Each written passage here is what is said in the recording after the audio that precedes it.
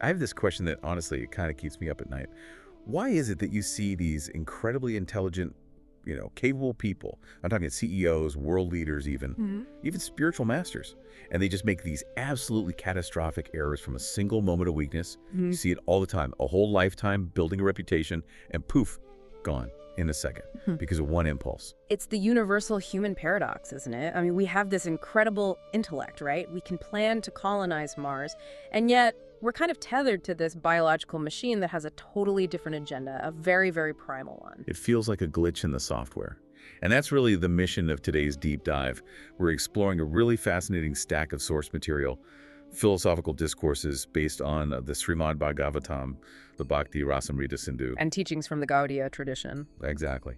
And these texts, they claim that the link between our senses and our downfall is much more mechanical than we like to admit.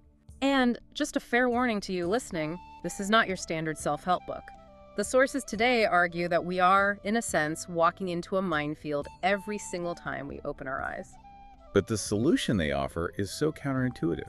It is. It's not about locking yourself in a cave or anything like that. Right. It's about employing the enemy, which we'll get to that. But before we get to the solution, we have to understand the trap. The source introduces this amazing figure, Avadhuta Dattatreya. He's a wandering sage, and he claims to have 24 gurus. But he's not talking about, guys with beards and ashrams giving lectures. No. His gurus are the earth, the sky, a python, the ocean. He's basically the original biomimicry expert. He observes nature to figure out how to survive existence. And the most chilling part of the text is what he learns from the animals. Specifically, how they die. This is the one sense theory. Exactly. Dattatreya observes that in the animal kingdom, death almost always enters through one specific sensory channel.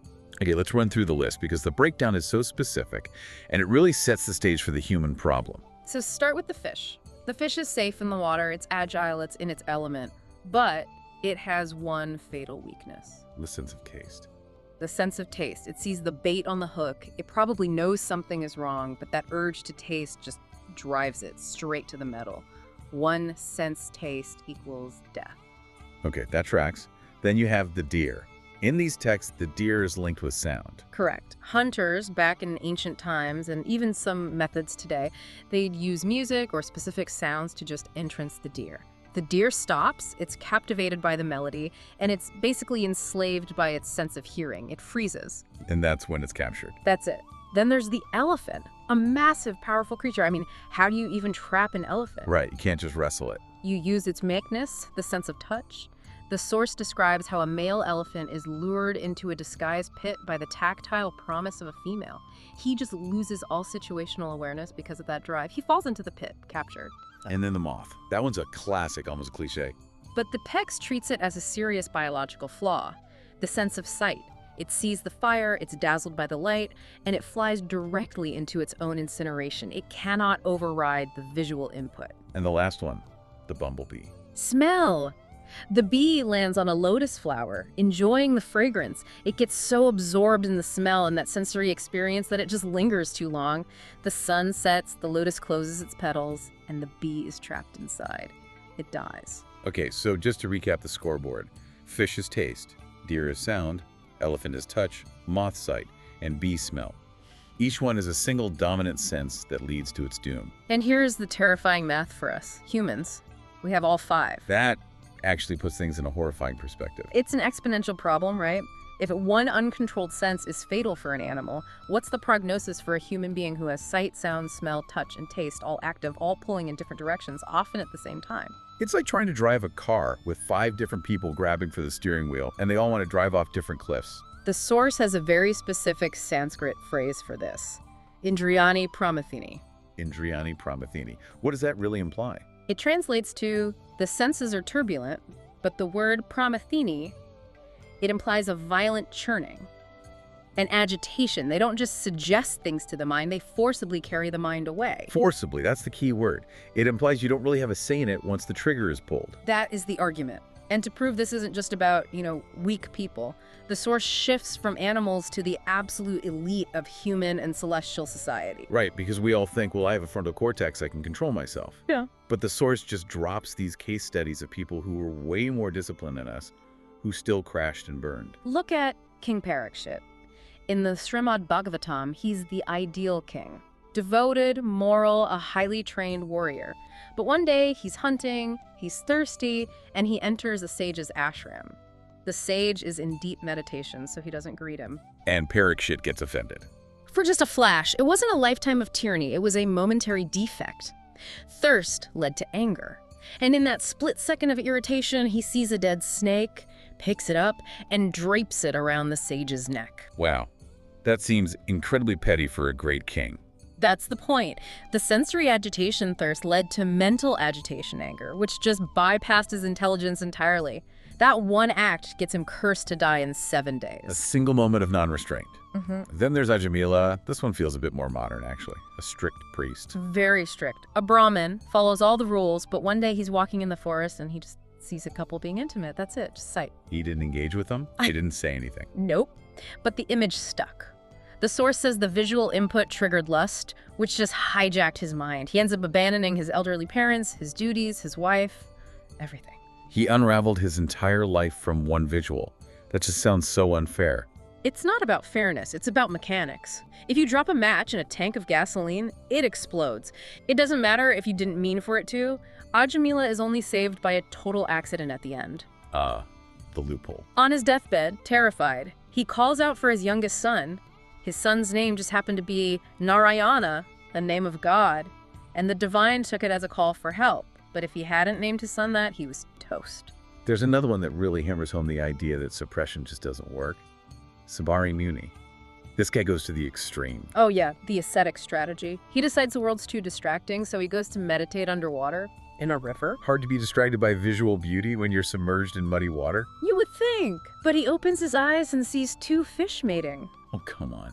Even underwater. Even underwater. And that one sight just agitated his mind. He realizes he's lonely. He abandons his austerity, comes out of the water, and, get this, ends up marrying 50 princesses. From meditating underwater to marrying 50 princesses, that's a massive pendulum swing. It proves the thesis. Repression without a higher connection, it just fails. You can't physically hide from the senses because the mind carries the potential for attachment with it everywhere. The source even brings up Lord Shiva being distracted by Mohini, an avatar of beauty. But surely it's not saying Shiva lacks self-control. That seems blasphemous in this context. The source is very careful here. It's not to mock Shiva, it's a warning. The logic is, if the yogi of yogis, the master of detachment, can be momentarily captivated by a beautiful form, who are you to think you can just handle it? It's a call for humility. Exactly. So we've talked about lust, anger, these obvious bad things, but the deep dive gets really interesting and frankly a bit disheartening when it gets to good attachments. This is the subtle trap. The source discusses how sneha affection can also be a form of bondage if it lacks vivek, or wisdom. The pigeon story is a tearjerker here. It is a tragedy, a family of pigeons. The mother and babies get trapped in a hunter's net. The father sees this. He's devastated, naturally. But instead of figuring out a solution, he's just overcome by this blind affection, and he literally throws himself into the net with them. If you die, I die. It sounds romantic, right? Romeo and Juliet style. But in this philosophy, it's a failure of intelligence. Now the whole family is gone. Attachment without wisdom leads to destruction. But then you have a story that's crucial here. King Pururavas. This connects that tragic attachment to something almost insane. Yes, Pururavas, a powerful emperor, a man of immense dignity. He falls in love with a celestial nymph, Urvashi. When she inevitably leaves him, he does not handle it well. He loses it. Completely. Yeah. The texts describe him running around the forest naked, shouting at flowers and trees, asking if they've seen his beloved. Oh, cruel earth, where is she? So a man who commanded armies is reduced to a naked madman screaming at trees. It just shows how attachment strips away your dignity. It makes you a puppet. And then, maybe the scariest one for the good spiritual people listening, Farat Maharaj. This guy isn't lusty, he's not angry, he gave up a kingdom for enlightenment, he's winning. Until he finds a baby deer. A baby deer. He saves it from a lion, which is good. Compassion is a virtue. But he becomes obsessed. He's constantly worried. Is the lion gonna get it? Is it hungry? He stops his meditation to care for the deer. Hold on, isn't compassion the whole point of spirituality? Why is this a fall? Because his focus shifted. The source says that at the moment of death, your state of mind determines your next destination.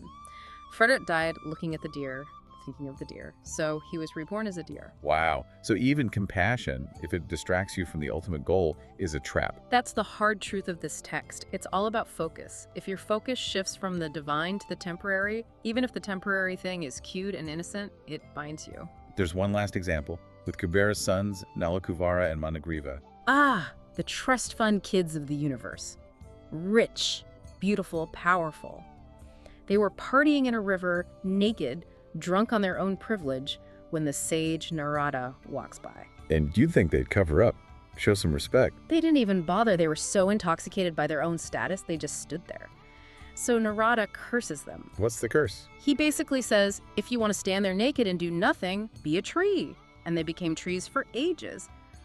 But, and here's the twist, because Narada is a pure devotee, the curse was actually a blessing in disguise. They were eventually liberated by Krishna himself. Okay, let's pause and take a breath here. We've established the senses are dangerous. Lust, anger, even love and compassion can trap us. If I'm listening to this, I'm thinking, well, I guess I'm doomed, so I just lock myself in a bunker. And that's exactly what you shouldn't do. Remember Sovari Muni, suppression just creates a bigger explosion later. You can't just stop the senses. So what's the actual solution? The text calls it Indriya Niyojan. Engagement. It means employing the senses in a higher purpose. And the classic model for this is Ambarish Maharaj. Right, Ambarish was a king, he had wealth, power, all of it. He wasn't living in a cave. Not at all. He used his position. The text gives a specific checklist, but I want you to think of it less as a to-do list and more as a flow state for devotion. It's about occupying the mind so completely that the bad stuff can't get in. How did he do that, specifically? His mind was fixed on the lotus feet of the divine. His voice was used to glorify the divine. But here's the interesting one. His hands. What about them? He physically cleaned the temple. Wait, a king? Scrubbing floors. Why would a king do that? It destroys the false ego. It grounds you. He used his ears to listen to stories of the divine, his eyes to see the deity, his tongue to taste prasad. So he basically fully booked his schedule. It's occupational therapy for the soul. The logic is brilliant. If your senses are fully occupied serving the master of the senses, Rishikesha, a name for Krishna, they don't have the bandwidth to get into trouble. It's like keeping a hyperactive kid busy with Legos so they don't burn down the house. This leads to a concept called yukta vairagya. I want to unpack that because renunciation usually sounds so negative. Rupa Goswami defined this perfectly. He said there are two types. Grai renunciation, or Falgu Vairagya, is rejecting the world. Money is bad, internet is bad. Which is what Sobari tried underwater. Exactly.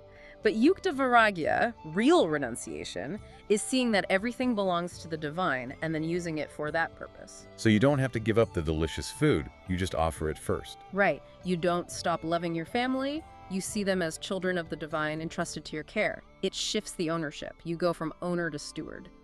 That distinction, steward versus owner, that really takes the pressure off. You're not defending your territory anymore. Exactly, and that brings us to the most mind-bending concept in this whole deep dive, the Kamsa paradox.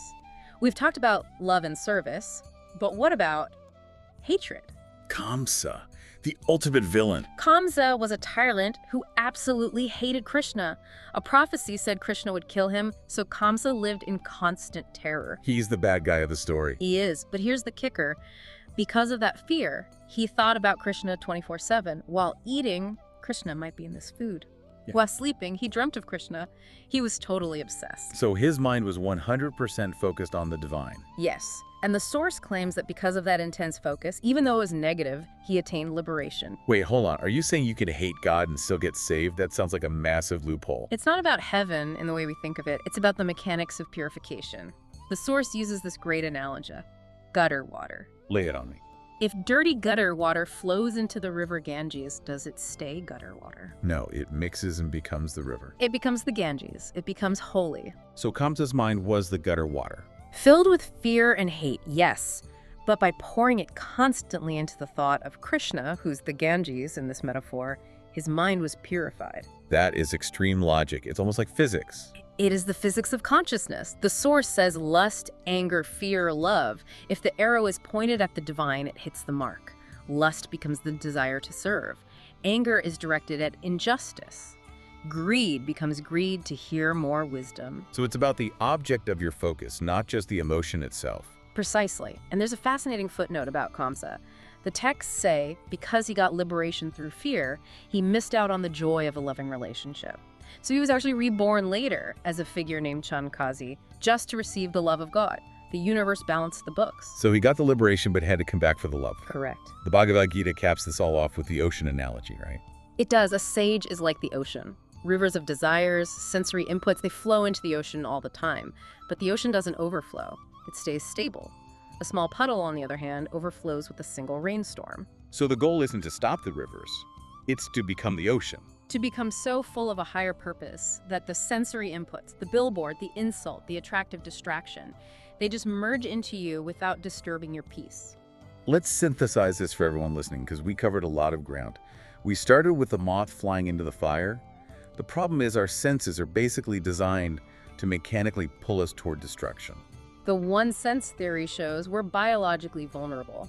And we learned from Parikshit, Ajamila, and Puravas that willpower alone is not enough to stop that pull. Even the best of us can fall. And the solution isn't suppression, it's the Embarish model. Engagement. Changing the owner mindset to a steward mindset. When you realize this body is for service, this wealth is for doing good, the sting of attachment just vanishes. You're playing with the house's money. You're free. I want to leave everyone with a final thought based on that Kamsa story. Kamsa got liberated because he focused on the divine with 100% intensity, even through fear. It really raises a provocative question for all of us. If the power of focus is that transformative, what is the thing you are focusing on with that same intensity right now? Is it your career anxieties, a political rival, Yeah. a celebrity scandal? And if you're pouring all your mental gutter water into that temporary thing, what is it turning you into? Something to chew on. Thanks for taking this deep dive with us. Thank you. See you next time.